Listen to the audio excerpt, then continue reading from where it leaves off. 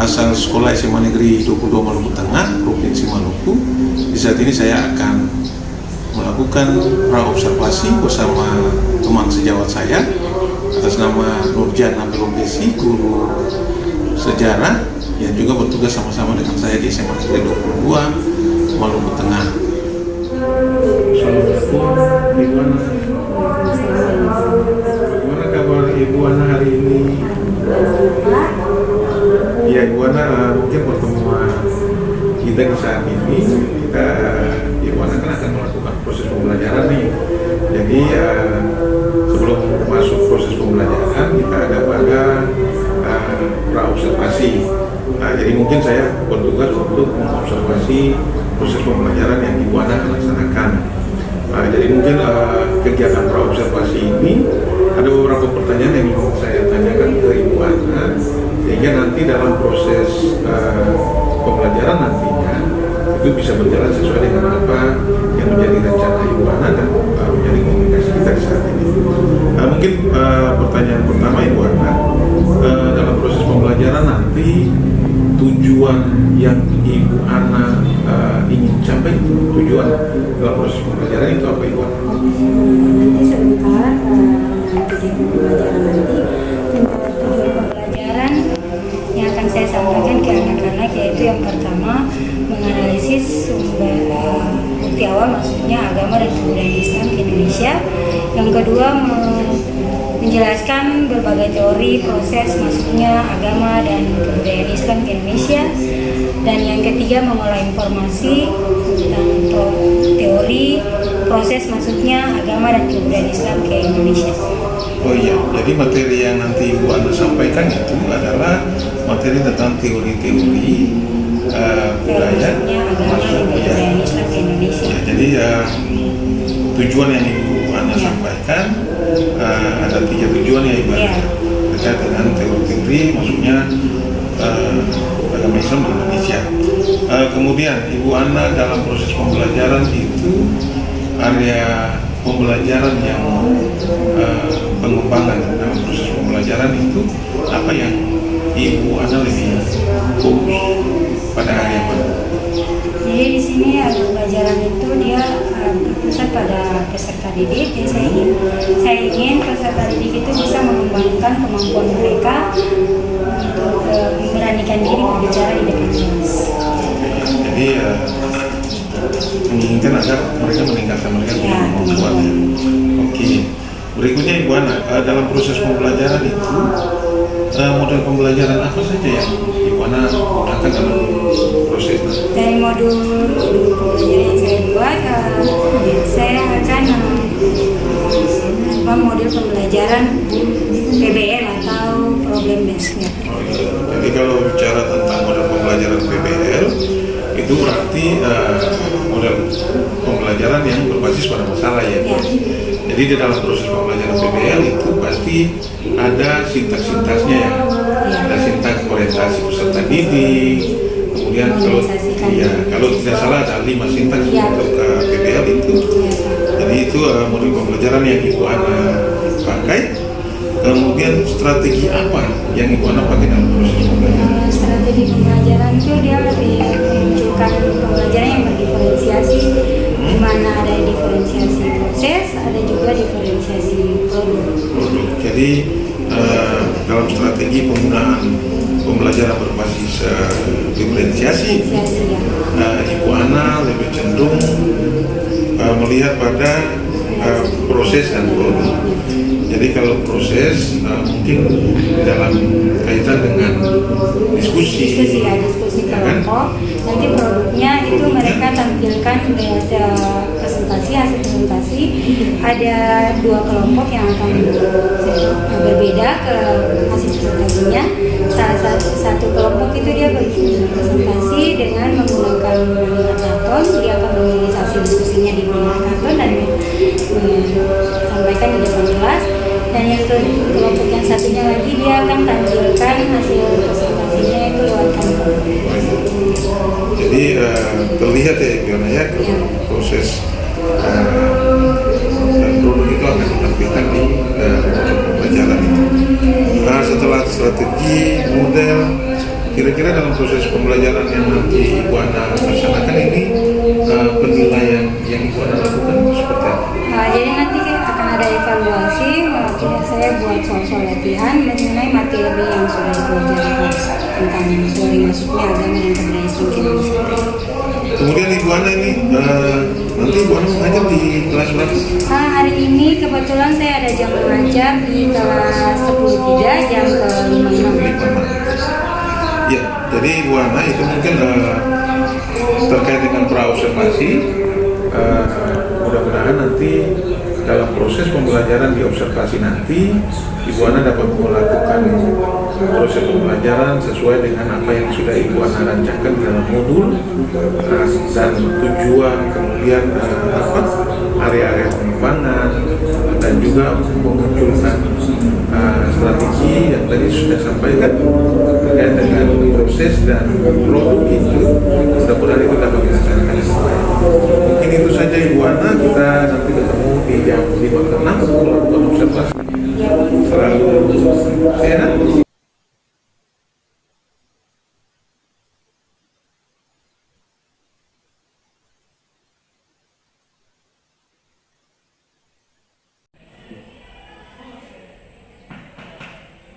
Assalamualaikum warahmatullahi wabarakatuh.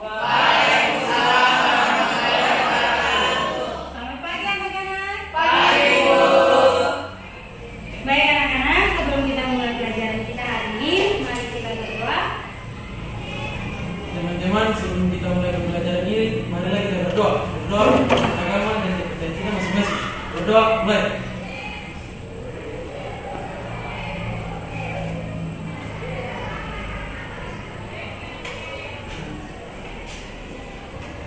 Berdoa selesai. Terima kasih. Hayatullah, Ibu. Arya Wahidwaya, Ibu. Anggiatwa Samu, Juni, Septori. Ya anak-anak, sebelum kita mulai pelajaran, kita akan ada dalam kesepakatan kelas. Kesepakatan kelas kita yang pertama, aktif dalam pembelajaran. Yang kedua, tertib, sopan, santun dalam pembelajaran. Yang ketiga, jika ingin keluar harus izin. Dan yang keempat, menggunakan HP jika diizinkan oleh guru. Itu tujuan pembelajaran kita hari ini, yaitu yang pertama, menganalisis tentang bukti awal masuknya Islam di Indonesia. Yang kedua, menganalisis berbagai teori tentang proses masuknya agama dan kebudayaan Islam di Indonesia. Dan yang ketiga, mengulang informasi tentang proses masuknya agama dan kebudayaan Islam ke Indonesia. Nah, bagaimana Islam itu dia masuk ke Indonesia dan menjadi salah satu agama mayoritas di Indonesia? Bagaimana kita akan masuk dalam materi masuknya agama dan kebudayaan Islam ke Indonesia. Untuk itu mari kita sama-sama mengamati video berikut. Jelaskan sedikit tentang sejarah masuknya Islam ke Nusantara. Tahukah kamu kapan Islam datang ke Nusantara? Dan lewat jalur apa sih penyebarannya? Sejarah mencatat Islam telah masuk ke Nusantara sejak abad ke-7 Masehi, tepatnya di Balus, Sumatera Utara. Bukti tertua yang menunjukkan keberadaan Islam di Nusantara adalah batu nisan Sultan Samudra Pasai yang tercatat pada tahun 1297 Masehi. Ya baik anak-anak, Anda sudah menonton video tadi. Sekarang Ibu mau tanya, apa informasi yang Anda dapat setelah Anda menonton video tadi? Siapa bisa? Ya silakan Najwa. Informasi yang saya dapat setelah menonton video tadi, saya jadi tahu tentang ada berbagai teori masuknya Islam ke Indonesia. Ada berbagai teori tentang masuknya Islam ke Indonesia. Silakan duduk Najwa. Baik anak-anak, kita akan ada dalam kelompok diskusi. Saya akan bagikan ini kelompok 1, ini kelompok 2, dan ini ada kelompok. Jika kalian sudah duduk dalam kelompok, Ibu akan membagikan RKPD untuk kalian kerjakan. Silakan di kelompok 3.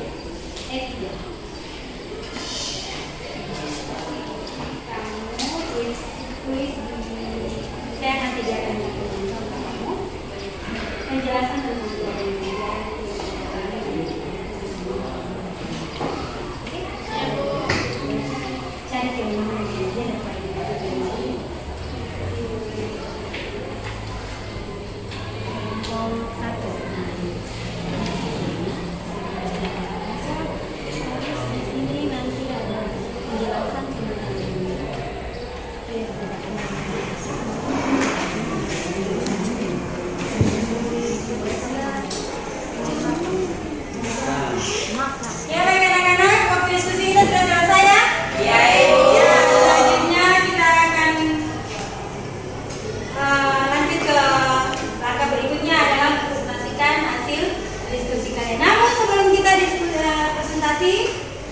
akan ada kita ini sebentar. Mulai ya sesuai dengan tugas tadi sudah saya kasih tahu untuk Anda. Ya Ibu. Masih ingat? Masih Ibu. Tepuk 1, tepuk 2, tepuk 3. Saya akan berikan kesempatan pada kelompok 2 untuk mempresentasikan hasil diskusi. Silakan kelompok 2 untuk maju ke depan.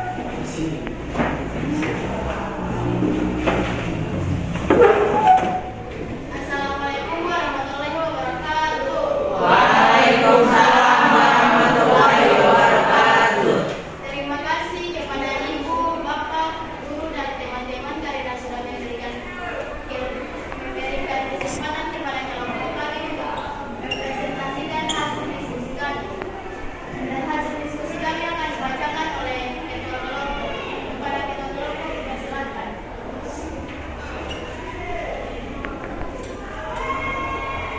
Teori sejarah, tokoh yang mendukung teori ini adalah para ilmuwan jalan dan seperti Ismail dan Moyefe yang menyatakan bahwa yang membawa agama Islam ke Indonesia ialah orang Islam yang sudah lama tinggal. Demikian dari hasil diskusi kami. Apakah ada pertanyaan dari kelompok lain? Ada. Assalamualaikum warahmatullahi wabarakatuh. Waalaikumsalam warahmatullahi wabarakatuh. Terima kasih kepada Bapak Ibu dan teman-teman yang sudah beri kesempatan kepada kelompok kami. Kami akan memberi pertanyaan kepada kelompok dua. Sebutkan salah satu bukti masuknya Islam ke Indonesia di bawah oleh pedagang dan Kami akan mencoba menjawab pertanyaan dari kelompok 1. Salah satu bukti masuknya Islam menurut teori sejarah yaitu dengan ditemukannya barisan makam Sultan Malik As-Saleh di Sumatera mix dengan barisan di Gujarat. Apakah kelompok 1 puas dengan jawaban kami? kelas.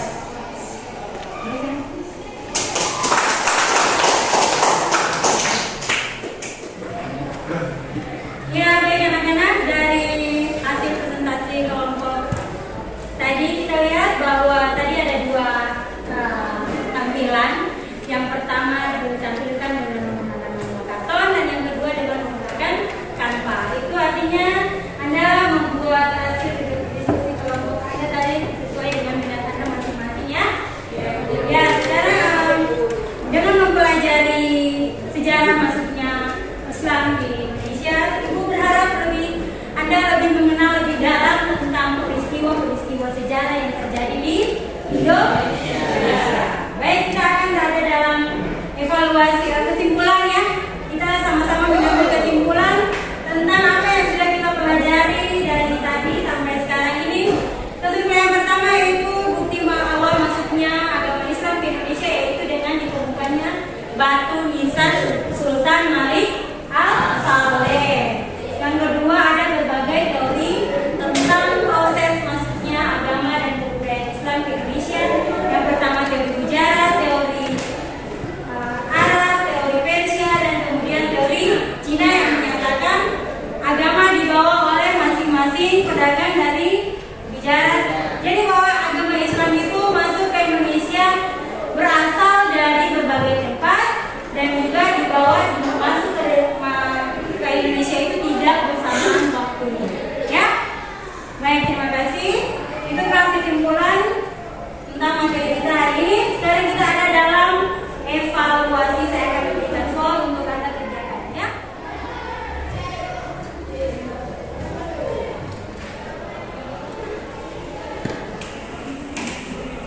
Baik, anak-anak, kita ada dalam refleksi ya. Ya. Setelah pembelajaran hari ini, saya akhirnya mampu menjelaskan berbagai teori masuknya Islam ke Indonesia. Oh, terima kasih. Ada lagi? Ya, silakan. Keresahan saya setelah melakukan pembelajaran hari ini senang dapat mengetahui informasi tentang masuknya agama Islam ke Indonesia. Ya, baik, terima kasih. Anda senang kan? Senang kita belajar hari ini? Baik, sebelum kita masuk ke pelajaran kita hari ini, teman kita yang tadi saya panggil kembali untuk memimpin kita untuk berdoa.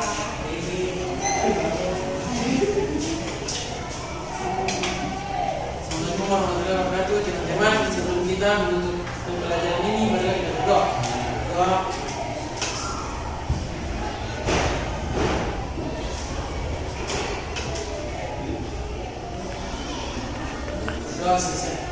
Terima kasih. Baik, setelah berdoa tadi, maka pelajaran kami kita tutup ya. Wassalamualaikum warahmatullahi wabarakatuh.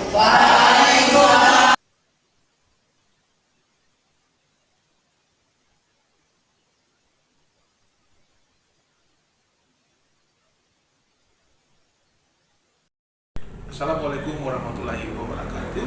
Selamat pagi, saya Franky GR Watimuri, calon guru penggerak angkatan ke-11 dari SMA Negeri 22 Maluku Tengah, Provinsi Maluku. Di saat ini saya akan melakukan kegiatan pasca observasi akademik. Di saat ini perkenalkan saya bersama pengajar praktik saya Ibu Sariat Wasikal, SPD, dan teman sejawat saya Ibu Nurjana Velopesi, SPD. Bagaimana kabar Ibu berdua? Iya, alhamdulillah baik. Ya, kita mulai saja dengan proses pasca observasi. Ibu Ana, kita telah melakukan proses pra observasi, kemudian kita telah melakukan observasi di kelas 2 hari kemarin itu. Untuk itu di saat ini mungkin ada beberapa hal yang ingin saya tanyakan terkait dengan proses observasi kemarin, Bu Ana. Jadi ada beberapa hal yang ingin saya sampaikan. Yang pertama, Ibu Ana, kemarin waktu kita melakukan observasi, perasaan Ibu Ana yang Ibu Ana rasakan waktu melakukan observasi itu pasti ada ya, Ibu Ana ya? Ya. Mungkin Ibu Ana bisa menyampaikan perasaan apa yang Ibu Ana dapatkan? Alhamdulillah, perasaan saya sangat bahagia karena anak-anak bisa menerima apa yang saya berikan. Itu perasaan Ibu, jadi Ibu merasa bahagia. Ya. Kemudian ada pertanyaan lanjutan sesuai dengan apa juga yang sudah saya catat pada lembar observasi. Ya, dari hasil pengamatan lembar observasi yang saya catat, mungkin Ibu Ana juga bisa menyampaikan area pengembangan yang Ibu Ana lakukan di saat observasi kemarin. Ya, kemarin observasi seperti Bapak bisa lihat itu saya menggunakan pembelajaran berdiferensiasi Ya. dengan modelnya project problem based learning. Problem based learning. Iya. Iya. Jadi kemarin sama halnya dengan yang saya catat ya, Ibu Ana, dalam lembaran observasi itu bahwa area pengembangan lebih difokuskan pada strategi pembelajaran dengan menggunakan Problem based learning. metode model pembelajaran PBL, dan strateginya adalah diferensiasi ya, Bu Ana. Ya, kemudian waktu Ibu Ana melakukan observasi itu pasti ada hambatan-hambatan yang Ibu Ana temui. Kira-kira hambatan apa saja yang kemarin Ibu? Iya, hambatan itu yang pertama kita masalah fokus agak lama, saya merasa sama itu yang membuat waktunya jadi agak lama. Kemudian siswa di kelas ada yang kurang fokus dengan materi yang saya berikan. Iya, jadi itu hambatannya Iya. ya. Kemudian kalau Ibu temui hambatan seperti itu terkait dengan sarana prasarana yang mana pemasangan yang fokus itu agak terkendala, dan juga beberapa siswa yang tidak fokus dalam proses pembelajaran. Ya, jadi hambatan-hambatan yang tadi Ibu sampaikan, kira-kira untuk menyelesaikan masalah-masalah itu apa yang langkah apa yang Ibu ambil? Iya, yang pertama kalau masalah proyektor itu ya, saya akan bekerjasama dengan teknisi supaya sebelum memulai pembelajaran itu di awalnya itu sudah saya siapkan layar fokus itu dengan baik. Kemudian dengan siswa mungkin saya akan lebih berinteraksi lebih mendalam dengan anak tersebut supaya mereka lebih fokus, memberikan motivasi lah dengan mereka fokus dengan materi yang saya berikan. Iya. Kemudian Ibu Ana, setelah ada jalan keluar untuk menyelesaikan hambatan-hambatan tadi, tindak lanjut Ibu Ana untuk melakukan tindakan-tindakan tadi itu kapan Ibu Ana mau? Saya berencana mungkin dalam minggu depan ya saya sudah bisa melakukan rencana tindakan. Oke, jadi itu Ibu Ana, itu mungkin beberapa hal yang ingin saya sampaikan dan saya menyesuaikan dengan lembar observasi yang saya catat dan disesuaikan dengan apa yang Ibu Ana rasakan, Ibu Ana akan lakukan. Semoga ke depan semua ini bisa berjalan dengan baik guna untuk kemajuan pendidikan kita. Terima kasih Ibu Ana. Selamat pagi. Dan kemudian mungkin di kesempatan kali ini untuk mengajar praktik saya Ibu Sari Tuasi KLSPD mungkin dapat memberikan umpan balik untuk memberikan pengembangan ke depan. Terima kasih Pak Angki yang telah memberikan kesempatan kepada saya. Selama saya melihat menyimak proses jalannya pasca observasi dengan rekan sejawat Bapak, ternyata ada usaha untuk meningkatkan proses pembelajaran dengan menggunakan model PJBL kalau tidak salah. PBL, iya. Nah, terkait dengan ini kemudian ada usaha Ibu juga untuk meningkatkan dalam hal ini interaksi dengan siswa supaya dalam hal motivasi ya, supaya pembelajaran lebih menyenangkan, kemudian semuanya seluruh siswa bisa update. Itu positif dan perlu tingkatkan, dan saya berharap Pak Angki juga menemani atau memantau terus peningkatan dari Ibu rekan sejawat yang Pak Angki observasi, supaya hasilnya bisa dirasakan sama-sama bagus oleh Pak Angki dan Ibu yang diobservasi. Itu dari saya, terima kasih. Ya, terima kasih Ibu pengajar praktik Ibu Sari Tuasi.